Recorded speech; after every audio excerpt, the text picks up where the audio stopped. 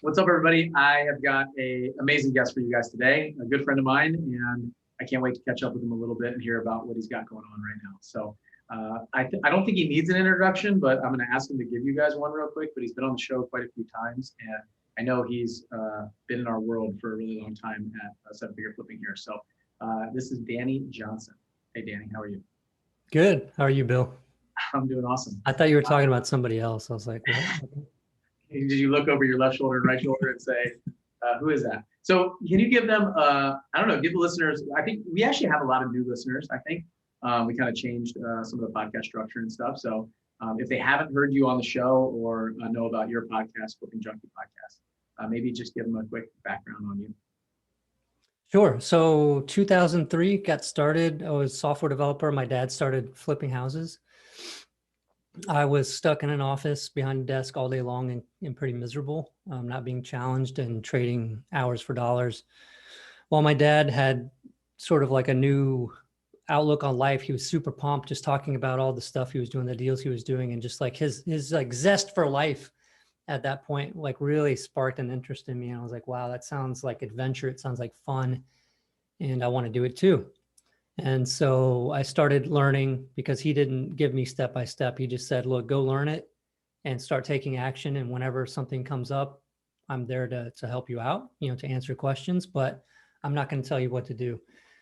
He's in the smaller outer markets of San Antonio. I'm in San Antonio proper. And so that's the way it worked. His mentor also became my mentor. So I had another person, but again, it was figure it out, take action, make mistakes. We're not going to hold your hand. We're not going to tell you how to find a deal. Like you can figure that out. You can go and do that. When you come across what to do, we'll help you out. And one example of that, and I'll just be real quick with this, was, the first contract I think that I wrote and got signed, not only was my hand shaking like crazy and it looked like a 3-year-old, wrote that contract, but when I took it to the title company, I sat in the parking lot and I actually had to call my dad and say, hey, I got the contract signed. What am I supposed to say when I go in here? Like I didn't even know, like I didn't know who I was supposed to talk to, what I was supposed to say. I didn't know any of that stuff. And it just goes to show, you can learn some things. You don't need to really know all of it to take action and figure it out, right? And, if you don't have somebody like that, joining groups and being a part of even RIAs, sometimes you'll have somebody at least that you can speak to if you don't have somebody that's already doing that. But anyway, fast forward, got into the business, made a ton of mistakes, was part-time for about 3 years, which I think actually helped because it made me focus on the 80-20, the 20% of things that produce 80% of the results, because I just didn't have the time to do that. So checking on rehabs and looking at properties on my lunch breaks and in the evenings and on weekends, and got fired from my job after 3 years, probably because I was focused more on the house stuff. And, I needed that. When I went full time, it was actually pretty hard because I found myself wanting to fill up the day and I ended up wasting time doing piddly stuff. That was just, creating a to-do list to do stuff. And so that was tricky. So if you're at a job and working that and having trouble with that, look at it in that way as far as figuring out what will move the needle the most, focus on that and work on it. But did the business, my ex-wife and I, for 8 or 9 years, I think, ourselves, wearing all the hats. And that was cool at first. It was okay. It was like, well, if we don't have a team, we don't have that responsibility, we can go on vacation for 2 months. Well, guess what? We never really went on vacation for 2 months because we were wearing all the hats, right? The marketing went out, calls were coming in. We couldn't miss those. And so even on vacation for a short period of time, it was stressful because nobody was there to look at the properties if we got a great lead or something like that. So that was pretty tough.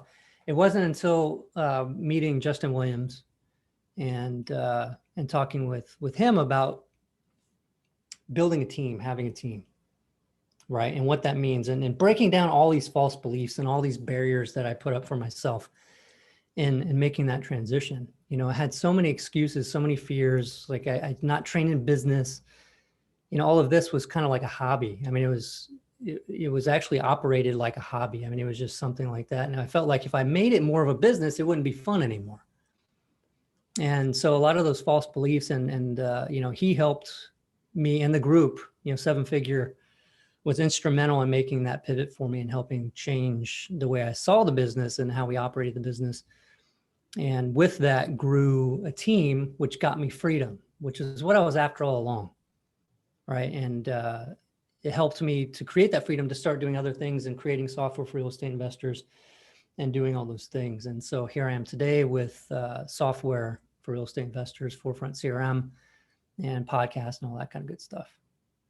It's funny because you said freedom, and it's like you're saying all the things that we've really sat down as a company at Seven Figure Flipping recently, since I bought the company in 2019, and trying to, what's our mission statement? Who are we? What are we really trying to do? What if somebody like what's our niche? What is it? And we really said we want to help others create their freedom dream, like follow their dream. We've given away these freedom cards over the past 2 masterminds where our members can write down what their freedom dream is, carry it around in their wallet basically, and look at it all the time and say, this is freedom for me. It's gonna be different for everybody. Because at the beginning, it was like, build $1 million company. Like there was this race, like when Mike Simmons won the race to $1 million, and I was in there as like 20 people in there at the very beginning, and you were there at the first Flip Back Live event where they got their lays and they're going to Fiji and all this stuff, and that was it. And really, it like broke a lot of stuff for a lot of us at that time. But I mean, a lot of good came of it, but we just ran and ran and ran. And we were trying to get to $1 million without just leaving everything in the dust behind us, all the wake of disaster that went with it. And but really, I think freedom is what we're all searching for, is either time freedom, financial freedom, and then we have impact freedom is one of the things we give away. It's Freedom Award now too at Flip Back Live for the last 2 years. This big, huge plaque, because not everybody wants $1 million business. They might want a $400,000 or $500,000 lifestyle business every year. And the award we give out for the Seven Figure Club is not for them. And freedom might be it. They only want to work, a couple hours a day, a couple hours a week. And so the question that I specifically have for you in your story was in the very beginning. You said you got that first contract and you just went inside the company or called your dad. You didn't know what to do with it, right? Were you always that way? Like you didn't have to figure things out. You were fine just knowing like some of it? Or was it something that you saw in your dad, or like, where did that come from? Because I think a lot of people struggle with that. Yeah, I don't know. I mean, when you were saying that, when you were asking that, I was thinking to myself, what do you mean, an idiot? It's like, because really, I mean, it kind of like if people saw, but yeah, I mean, I guess I don't know where that comes from. I think it's, I guess it's the willingness to be okay with looking like an idiot. I mean, that's what it boils down to. I think a lot of us will do all kinds of things to avoid looking stupid. And, if especially like if you're working with motivated sellers, which is how we ended up having any success in this business, was directly working with motivated sellers, going in and having to make an offer that I'm so embarrassed to make was the ultimate test of that, because somebody could laugh at your face, somebody could get pissed off and yell at you. I've had it where the 20-year-old son was standing next to the mom when I offered $1,000 for a house, and just the look where he looked like he wanted to kill me. And, just like being okay with just doing those things, knowing that most likely you're not going to be killed and you won't die. And, it becomes a little bit like a game, I guess. But I think just having that ability to do it, knowing that that's the only way you're going to get the result that you want to get, right? If you're avoiding looking stupid, and so you're avoiding doing anything, you'll never really have any kind of thing. So you end up just with regret, right? So it's the pain of doing that, I guess, is greater than, what comes from not doing it, which is just regretting and just being frustrated that you're not making any progress in your life that you want to make. Do you think seeing your dad have success in all of that allowed you to see that it's kind of like possible to do? Because I'm just trying, I see the concept. I love that concept of just not caring if you sound like an idiot or just do something that is wrong, right? Not you specifically, but everybody, right? So like, because I have always been I need to have things figured out. And it took me a lot of time to transition to just go, right? Just take action and not have to worry about it. Kind of figure it out along the way, right? A lot of people say like, build a plane on the way down, that kind of stuff, right? And so I don't know, was some of that, at least from the motivated seller path, came from your dad and seeing how like happy he was? And for sure. And I think actually, even to help answer the last question, because you just brought up a good point, I think knowing that I had that fallback. I had that mentor.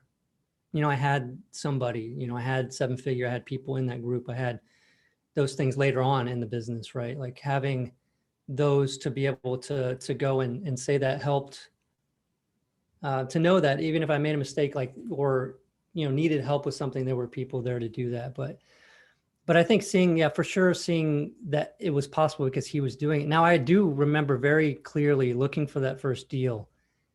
And, I think it took me like 9 months, I think, to find my first deal. And it was actually a house I was going to move into myself, to fix up, and end up being a HUD home. And I remember very clearly, getting really frustrated with him because I was like, how are you finding deals left and right? And I can't even find one, right? Like it doesn't work for me. It doesn't work in San Antonio. You're in those small towns. And all those thoughts were playing out. It was like, well, it's only working for him because he's not in competitive city, right? I had all those thoughts for months. And it took him saying, no, just keep going, keep going, keep going. And then, it's like most people have probably heard, you get that one and the next one comes pretty quickly. And it's an interesting phenomenon. Yeah, that difference between like 0 and 1 deal is huge. That first one is especially, and it could be the first one in any different area. So a lot of people hear me say that and say, oh yeah, but I've already got my first deal. Well, you might not have gotten your first owner finance deal, or you might not have gotten your first direct to seller deal, or your first duplex or quad or whatever it is for you. Because I remember that I had done a couple deals before. I kind of thought I knew what I was doing, but I was far from that, right? But getting that first direct to seller deal under contract that wasn't from a realtor, wasn't from an auction, wasn't from all the other things. It was like a whole new area of exploration. And once I did that, it was like, whoa, the sky's kind of open and you can just do a ton more. So there's a lot of momentum that gets built on all of that stuff. So, so you wrote a book, and it's, so if anybody, for those of you that are listening, I still remember exactly where I was when I was reading this book. I was really cheap. I didn't spend money on, I definitely didn't spend $25,000 on a mastermind group, didn't spend money on events. I looked for RIAs that were free and usually gave away free food and other stuff like that. I was super cheap. And you guys have heard it before. I had a library card. I got all my books at the library. This was on, and I don't know if it still is, you tell people where to get it, but it was on Kindle. It was 99 cents. And I was like, I am pulling the trigger to buy this. I was just looking for real estate books that were free on Kindle. They have free downloads and stuff like that. And it was 99 cents. And I was like, all right, I'm gonna buy this thing and read it. And I didn't know who you were. I didn't know about the podcast, the blog, anything like that. I found this book, and I was like, it was in England. So I was with Lucy. We were visiting her family. And I just read this thing cover to cover. I remember being in their spare bedroom. Lucy was asleep next to me. I picked it up at like 11 o'clock. I had huge, horrible jet lag, right? There's a 6-hour time change, and I couldn't sleep. And I just read this thing till like 4 a.m, cover to cover. And it was awesome. Like it just changed the way, just like you said, direct to seller marketing was something I had no idea about. And this was the first taste that I got of that. And it was really cool to read it. And then obviously eventually meet you, build a friendship, and it's kind of surreal to all that stuff. So if you just talk about the book a little bit, I think it will be really powerful for other people to hear about, and maybe some lessons learned from it. Yeah, for sure. So the book Flipping Houses Exposed, it was 34 weeks in the life of a successful real estate investor, I think is how it was titled. But it was documenting 34 weeks in the business. That's actually started as a blog post on Flipping Junkie blog. And I was ramping my business back up, and I was needing accountability. I wanted accountability, and I wanted to show everything in the business, because at the time, and I think still probably, the blogs will either show all the how-tos, but don't show the deals and stuff people are doing, or they show the deals they're doing, but don't show how they got the deal, right? Here's a house, here's the numbers, but they didn't, how did you get it? What was the seller situation? What was all that stuff going on? So I just documented all that.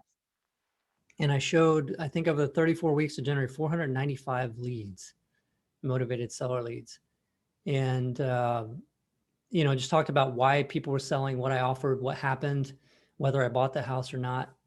And that's really the gist of it. I mean, it's breaking down what reality is. And like you said, I had a lot of people tell me that was like, it showed me for sure that it was a numbers game. I mean, if I just kept going, because I think a lot of people, like I had the frustration the first 9 months. I say 9 months, but if I think back about trying to get that first deal, how many offers I probably made, I don't think it was more than 8 or 10 over 9 months. Right. And then you look at, once you get in the business for any length of time, you start to know your numbers, and it's different for different people considering what they do and how well they are at closing deals. But you find that it really ends up being that. It ends up being that, if you make 3 offers and they get rejected and you get disheartened and you quit, wow, that's so common. You can make 20 offers and still not get that first deal. It's common. Just keep going, right? It's just to take action. And we just talked before this about, how you quickly grew your business, which greatly impressed me. And, and you shared a story about a farmer's market that you did and the way you did it. And it's just because, just like when we started this conversation, it was taking action, right? Not knowing exactly how things were going to go, what exactly was going to happen, but you took action, right? You figured out, what's the next step I need to make this happen. And I think one thing that I did get that really stayed with me from my dad was, everything that you're doing leads up to the appointment, right? Like, so all the work involved in doing all the marketing, getting the calls, doing analysis, everything goes up to the appointment. And so that's super important. But really, if you're not getting appointments, right? Like, you work back from that, from deals to offers to appointments, and you work back. If you're not getting contracts, if you're not putting anything in a contract, you have to work back into what that is that's causing that problem, right? So looking at your funnel, and especially being brand new, I think that's really important to always know those numbers. That ends up being KPIs, right? Key performance indicators, so that if you measure that, I think the progress and the motivation, because you're building momentum, helps you. And no matter what level you are in the business, because we operated at 30 plus deals a year without doing all that for a while. And it became this thing that was like a hamster wheel, just stuck on this thing. And the only thing I was really going off of was more leads. I don't have enough deals, so I need to just get more leads. I need to try the next coolest, crazy thing that people are doing to generate leads. And it's just like this endless, thing where you have some success because you're getting some deals. And so you think, well, I need to do more, so I'm just going to do more of that. Or try some other things and keep doing that. And so you have some success, and you try to have more success by working harder, spending more time. And that was what we did for too long. Got burned out. Yeah. And usually it's more money too. I always hear people say they'll add something in and say, it's just one more deal I have to do. Like, it's $10,000 thing. And that's another $10,000 thing, another $10,000 thing. And it's just another system, another lead source, and it's just one more deal. And I remember telling my team last year, it's just like, man, if we say one more deal 100 times, we got to do 100 more deals. Like, you keep saying the same thing. You sound like a broken record. We've got to really think about what we're doing and how we're doing it. And so I agree. It is like crunching. Everybody just tries to drive more traffic in, more leads, more leads, more leads. But I truly think that Moneyball is definitely the offers made. I mean, in our previous conversation, we talked about offers. Like, I know that if I make more offers, we will do more deals. It's the way it works. So, we've got to make sure. Just recently, we looked at our sales reps numbers, and we had to tell her, like, look, you're not making enough offers. Like, why are you not making offers on these properties? Just make offers. And like you said, sometimes it's an embarrassing offer that you have to make, but you got to make it. I mean, I remember exactly where I was, and some guy said he'd rather burn his house down than sell it to me, and proceeded to walk to the front door and point it and tell me exactly what every other house sold in the neighborhood sold for. When for the 3 hours before that I was sitting on his couch talking to him, he told me he had no idea what his house was for 3 hours. And I asked him 10 different times. He just wanted somebody to come hang out with him on Saturday, and I was away from my family.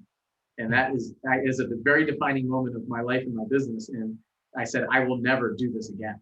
And I need to hire a sales rep, because it's a Saturday. I just spent 3.5 hours with this old man that had no desire to sell me his house, but he conned me into come and hang out with him and get away from my newborn, And so, like, those offers are so important. So when you look back on that experience that you had from like writing the book and all those leads, Like, what did you find? Because I remember, like, looking at it now, the number of leads that you got versus the number of deals that came from it. Like, looking at that math right now, like, and I hate to say it really, but I would be disappointed in my team and my staff in the business, right? Because did you do like 11 or 12 deals or something like that from there? Right. Yeah. It worked out to about 1 out of every 45 leads became a deal.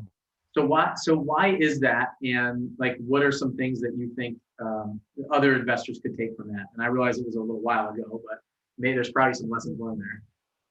Oh yeah, for sure. Because we ended up, I think we at a point we got to where with the team we were doing like 1 out of every 5, between 1 out of every 5, 1 out of every 7. So had we been at that conversion rate when I generated the 495 leads, we're talking about, instead of 11 deals or so, we're talking, like 40, 50. We're just talking about a good number. I don't know the math on this. You could do 1 in 5. That's like 100, like 90 to 100. If you could do Oh, maybe so. Yeah. So even it's just a crazy amount, right? I mean, it's insane. Yeah. And so what's the difference? 10 times the conversion of what you had, which is amazing. Yeah. So, so what were all the things that changed between writing the book and when we were getting 1 out of 5, 1 out of 7? I've spent a lot of time recently looking at all of that and considering what that was, because it's so vastly important, because it just changes the amount of work that we're all spending doing all this stuff. Because, getting back to this whole freedom thing, getting into the business, I think probably 90+% is my assumption of people really want, maybe even 100%, who knows, like truly want freedom, right? They want the wealth to have the freedom. I mean, it's just, everything ends up being that. And I see too many people, and I myself for too long got stuck in something where I was working harder than I've ever worked before. I was making good money, but I was kind of trapped. And so the biggest difference was doing everything ourselves. So I was, doing all the marketing, taking all the calls, going to all the appointments, making the offers, putting them under contract, making sure they closed, doing rehab scope of work, getting contractors started, checking rehabs, doing all that stuff. And it's just way too much. The ball's getting dropped left and right, and I didn't realize it. After a time, I would even take a call from a motivated seller, and I would get off the phone, and Melissa would be like, "Do you realize how rude you sounded?" I'm like, "Wow, it's like I didn't even want to take the call. I was just sick and tired of it. I just, I had other things I had to do." And it's like, again, going back to what's the most important thing here? Why are we doing all this? You do all that marketing, get that call. So if you don't treat that call with the respect it deserves, or the amount of time or attention it deserves, you're not operating efficiently at all. And in fact, you then have to do even more marketing because you screwed up a bunch of calls, or didn't answer the calls, or return them too late. And it creates this whole cycle of problems. And so having that team come in changed all of that, because then people were focused on doing what they needed to do. Somebody else could spend the 3 hours on somebody's couch and it was okay, because that was their job. Like, they knew that doing that greatly improved their chances of getting the house under contract and getting them commission, and changed all that. So that was huge. That was pivotal, having the different people become experts at their positions, because even though we're good at it when we're doing it all because we know all of it, having somebody else focused on it really drastically changes that, increases the efficiency. So you don't have to do as much marketing. You don't have to get as many leads to do the same amount of deals, which in a market like this market means everything, right? Because there is competition and houses are selling quickly. And, to be able to turn more leads into deals is what it's all about. The other side of that, after looking at it for a long time, and hopefully there's noise in the background, hopefully that's not picking up too much, is the follow-up. When I was doing the blog post for the 34 weeks that became the book, there was almost no follow-up. I would make the offer. If they didn't take it, I might have called them back a day or two later, and that was it, right? But I had so many calls coming in, so many appointments and all that kind of stuff, that I was not following up. And I know that we all hear it all the time. Fortune is in the follow-up.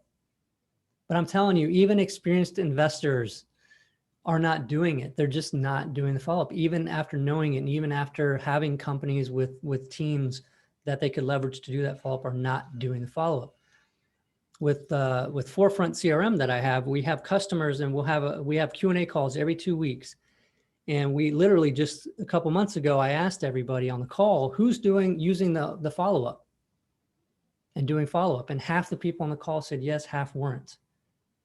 I didn't have to say anything because the half that were getting on to the half that weren't, saying, dude, we're doing deals and you guys are missing out. And it was cool because we got to ask, why are you guys that are not doing it, not doing follow-up when you know it works and produces more deals? And the answer was pretty incredible, because it was, we don't want to be salesy or pushy. And we feel like if we do the follow-up, it's salesy and pushy. And speaking of like automated follow-up, because you can't really do a whole lot of manual follow-up for too long. So it was this whole thing of thinking that they were pissing people off, which is a perception, right? It's a perception of perceiving how they're coming across or how their team's coming across by communicating often with somebody. Now, the people that are having success with follow-up are not looking at it like they're pestering somebody to sell their house, right? Because there's one way to look at it. I'm bugging this person, sell me your house, sell me your house, sell me your house. And if you're not motivated to sell a house, that will seem like, you don't want to hear that if you were in that position, you wouldn't like it. But really what that follow-up is about staying at the I'll use the forefront, right? Be a little bit cheesy here, but staying at the forefront of their mind. Like it's about being in front of them and being remembered, because you, of all the people that they contacted, were the only one that bothered to stay in touch with them. And so when time, this is another thing for my father, was like, time always has a way of motivating people. And you hear things about sales stats about, 7 touches before you get it. I don't even think it's about that. I don't think it's that the seller needs you to contact them 7 times before they sell to you. That might have something a little bit to do with it, but more likely it's over time. Time has a way, and circumstances, situations have a way of changing that causes that motivation to raise to the level where they will sell to you. And when that happens, when that tenant or that leak spring, they spring a leak or whatever, or something happens, situation happens in their life, medical problems, something, relocation happens, and you were the one that was sending them messages, friendly stuff like, hey, did you ever do anything with that house and stuff like that, you're going to come to mind because you're the only person, right? And I think a lot of people will not go back and try to research again and call a bunch of people again. It's like, I'm going to call this person because they've stayed in touch with me.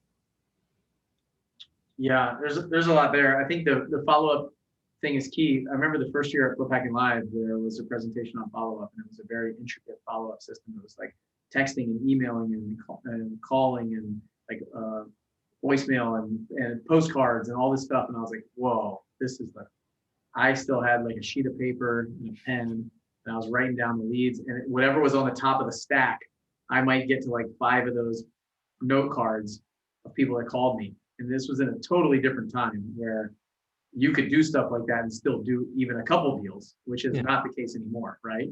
And with everything, I think the mindset of those folks that are saying that I don't want to come across too pushy and too salesy is the problem, the ultimate problem. And it's been a challenge for me. Like now selling some things on this podcast or events, things like that, I've really had to think about that because, a lot of times we're trying to provide an opportunity for somebody that if they want it, they can take it. If they don't, that's fine. Like it's not pushy and it's not sales. So somebody taught me something recently, and it changed the way that I think about like quote unquote selling. We always talk about sales and salespeople and how we hate them, or we need a really good one, and somebody who's very manipulative. Like it's not manipulative. He said that it's not selling, it's serving. So if you think that you're serving the customer and you're serving the person by providing them an opportunity. So, I mean, first you ask your question, is the product that you have really good? Are you really good at what you do? Will you help them in their situation? Like, are you genuinely looking to help them? Or are you looking to just make the biggest and most amount of profit possible?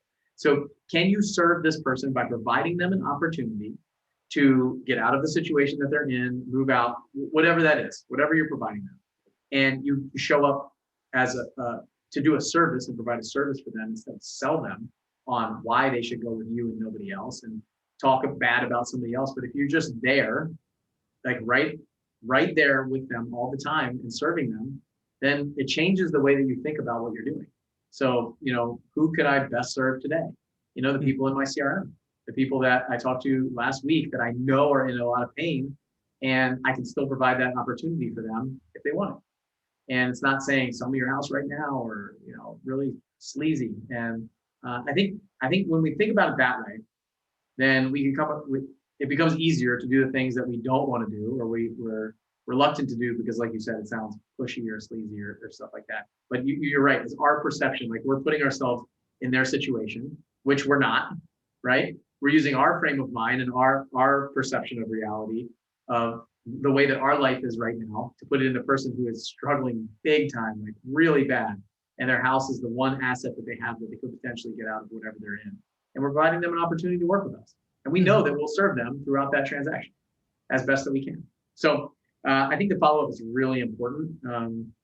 It's and kind of mindset between like getting out of the selling mindset and take, like, if we took sales out of it and came up with some other term, it would be a lot easier for, at least for me. I know, because I struggle with this a lot, especially with, like, the book and the events that we do and the mastermind groups and all that stuff. And what I've realized is, like, look at all the people that get helped by this. So I have no problem, serving people by providing them that opportunity and reaching out and saying, is this something you might be interested in?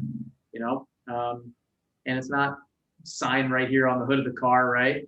It's not like, don't read the small print kind of stuff that we do. So how does your CRM help folks with that stuff? Maybe talk about the CRM a little bit, because I think you launched a new, this Forefront CRM recently, right?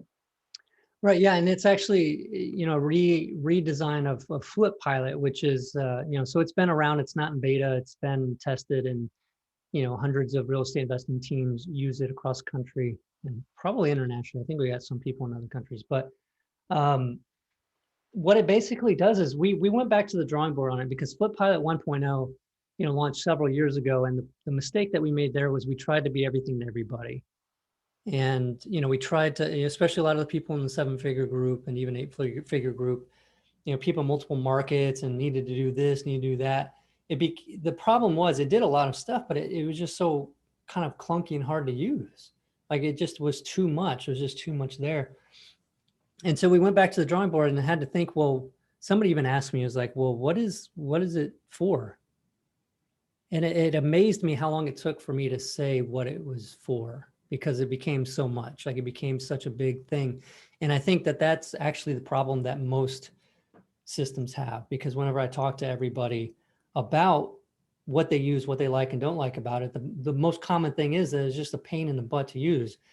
Like setting up, configuring, it's always breaking, like any CRM, like all that kind of stuff. And they end up spending more time messing with their system and handling calls from their team about how to do something in the system than they actually are about doing business, right? Something's supposed to save time and make things easier actually ends up making life a little bit more difficult. And so we went back to the drawing board and just said, well, let's like get rid of all assumptions, which was really hard for me because I've been in the business and I know that there's a lot of cool things that we could put into it. But it's like, let's get rid of all the assumptions that all this crap is needed, right? Let's get back down to the basics. Why did I ever need to build the first software system that I built for myself in my own business way back when? What was that for? What was the purpose? Keep track of my leads and do follow-up. And at the time, I didn't have a way to do automated follow-up in my first versions for myself. That was on my laptop, but I kept track of my leads. And so let's just like focus on making a system that's so dead simple to use and actually somewhat of a joy to use, because we all have software that we've used before we like using, so that the teams and everybody actually uses it.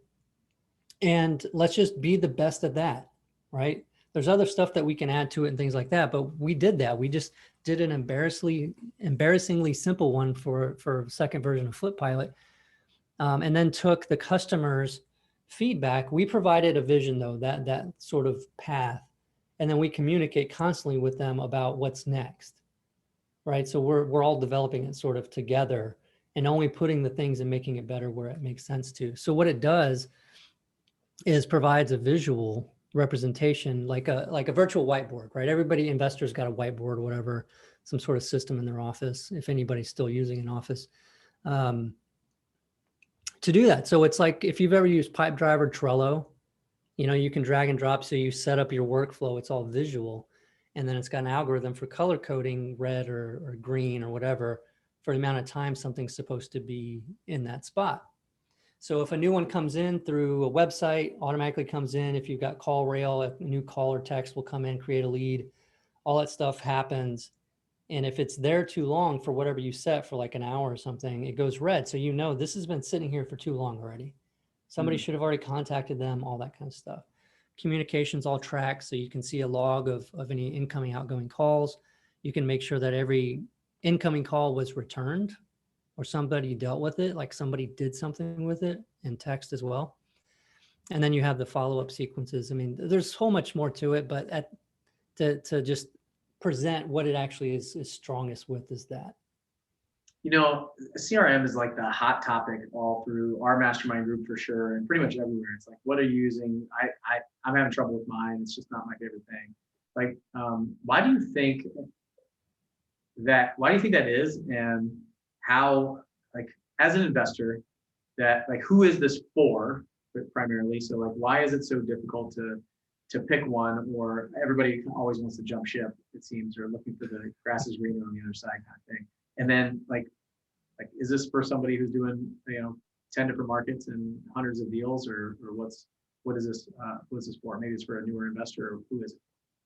Yeah, so I think maybe expecting a system to do more than it should, I think, is one issue, because then you're really getting into the territory of custom, right? If you're a bigger company, meaning like multiple markets, and you've got like 3 teams and you want to do all this crazy stuff, it's probably time to get some custom solution, because, trying to force some other thing to work in that situation ends up being a bit of an issue. But for individual operators up to teams of like 5 to 10, I think is like our prime spot, of what the people that we've got that are using it, just absolutely loving it.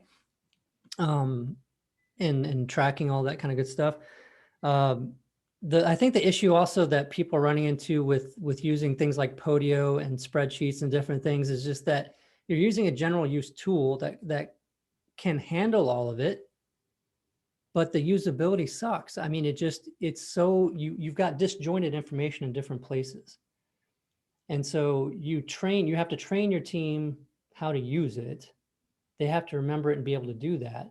Anything changes or breaks, you got to deal with it. And sometimes that's not very easy to do, because it's not really built specifically for this. So where the benefit of this is we have people come in and they don't have to spend a ton of time getting their team up to speed. Like it's just very obvious. And that's what people love about it. We actually, because everybody's going to say ours is simple to use. Ours is so easy to use. You're going to love it. It's just great. But what does that mean? Why and how is it simple to use? We've done everything to keep everything within like 1 or 2 clicks deep. I mean, the reason why it's so visual is because you can be working on something, you can click it, it'll pop up over it. You have all the information right there at a glance, because we even thought about like what's most important. We don't just slap everything on there and you scroll through all of it. Communication's front and center, because that's most important, taking lead to a deal. And then other stuff is kind of on the side. You do your work, you do your notes, you make your calls out of the system, you make your text out of the system, whatever you're doing, you close it, you're right where you left off. So it's 1 click in, 1 click out. You're right where you left off. You go to the next one. Same thing with like your task list.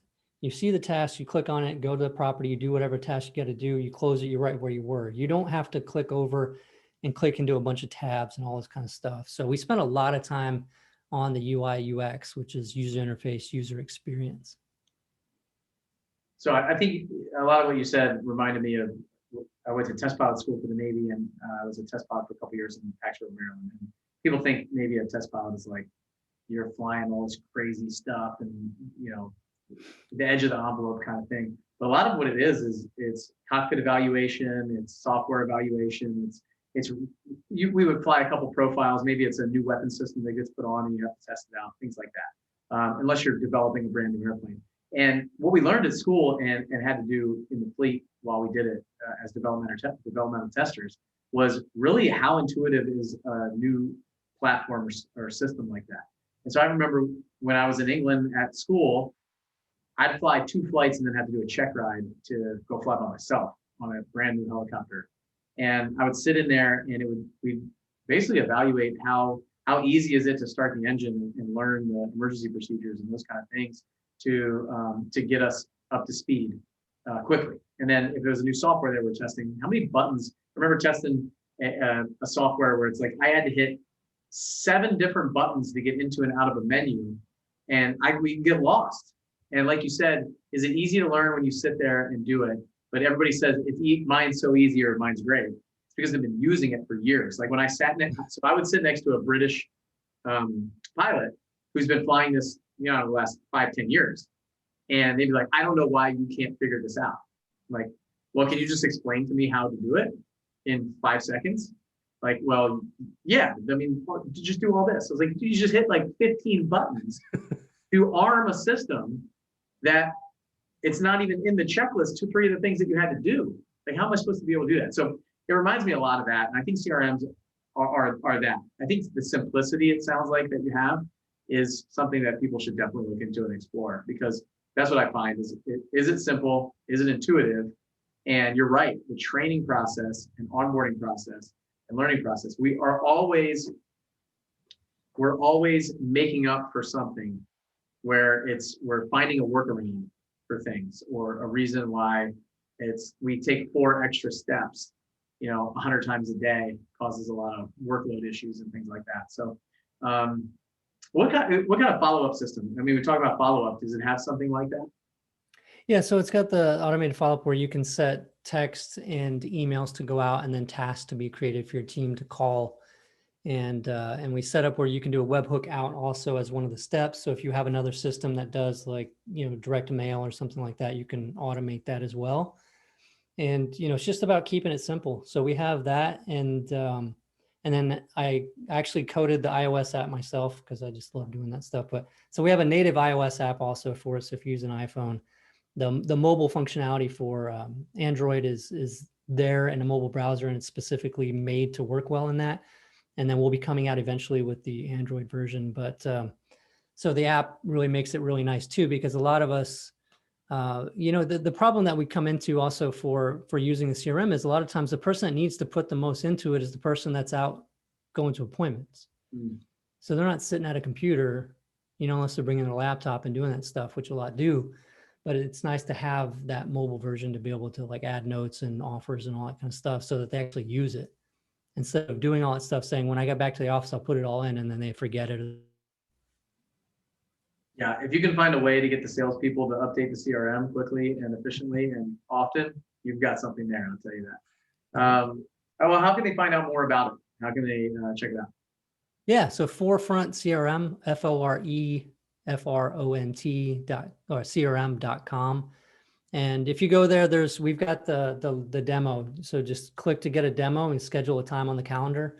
And that way we can, get some information from you about what you're looking for, your needs are, and give you a demo tailored to that. Cool. I like the idea of like, who's this for and who's this not for. And I think defining our avatar and trying to figure out who that really is for. And like you said, you're trying to be everything to everybody it's so hard. It's impossible, frankly.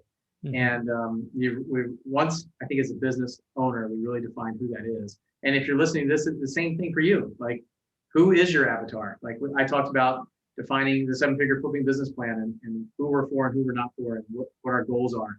And if people want to figure out how to, fire themselves, get some financial freedom, time freedom, independence, those kind of things, then that's who we're for. And it seems like Danny got very clear on the avatar and who's going to use this, and we have to be okay with those people saying, no, this isn't for me, or us saying, hey, this isn't for you.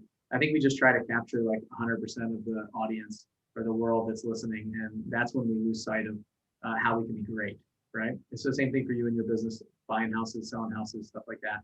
It's, who is our avatar? Like, what is the seller like? The more we can dial into that, the better marketer we can be, direct to seller for sure. So if the 90% of folks that you bought houses from, and they're in the 55 to 70-year-old range, and they live in these 3 zip codes, then what if you just went really hard in that area for that avatar, and just that was your niche and you killed it? I know some people that do notes specifically, or they buy for Airbnb, or they buy for rental properties, or they buy from the courthouse, and that's just what they do really, really well, and they get really good at it. And I think that's, Danny, you mentioned my success. I feel like I just got really, really good at direct mail, and I didn't lose focus on that until I got really, really good at it. And then we added pay-per-click.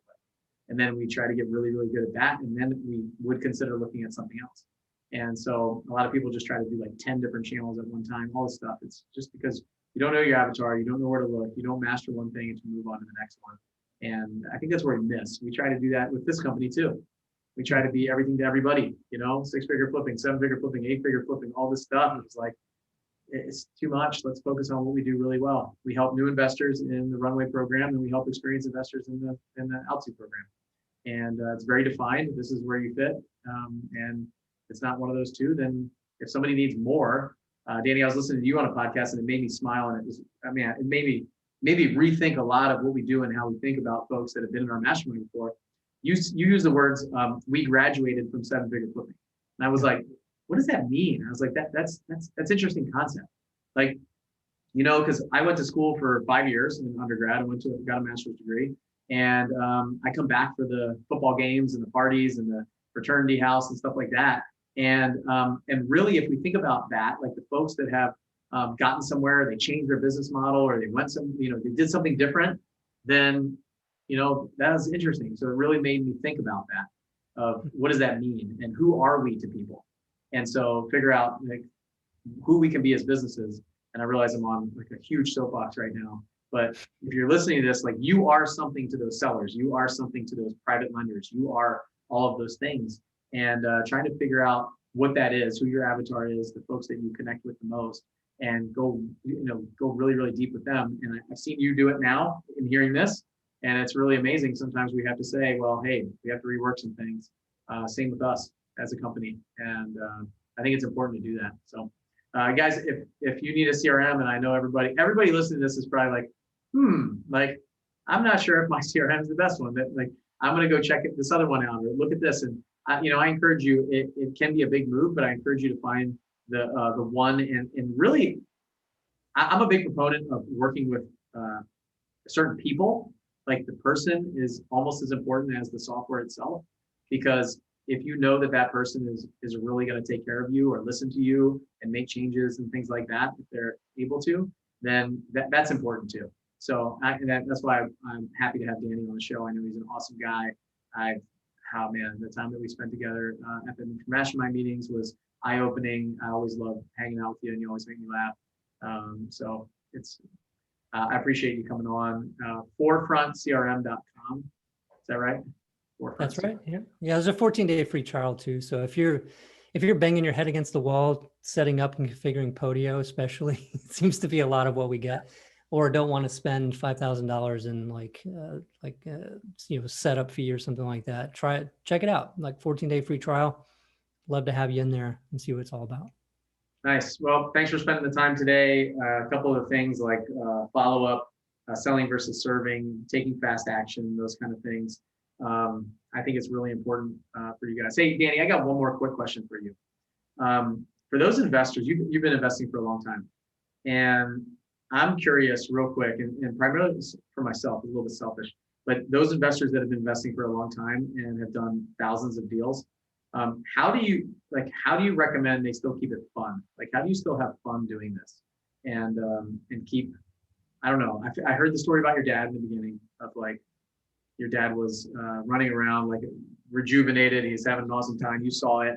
And I'd be interested to hear, like, is that possible? Do we get into like dips and troughs and peaks and stuff like that? Or how do you keep it fun? Like, what's something that you've seen in the past? Or That's a good question. I think it's different for different people, but I think for me, it was like when there was no more challenge, like if you're not growing, I feel like it's not going to be fun anymore. At least for me, I just feel like once you get to a certain place, if you find yourself getting a little bit miserable, you have to be honest with yourself about that fact, right? And find out what's going on.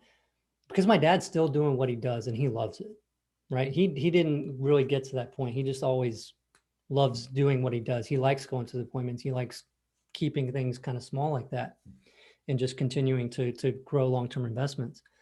But for me, we got burned out doing everything ourselves, trying to grow the company, and then built a team, which was fun and reinvigorated things.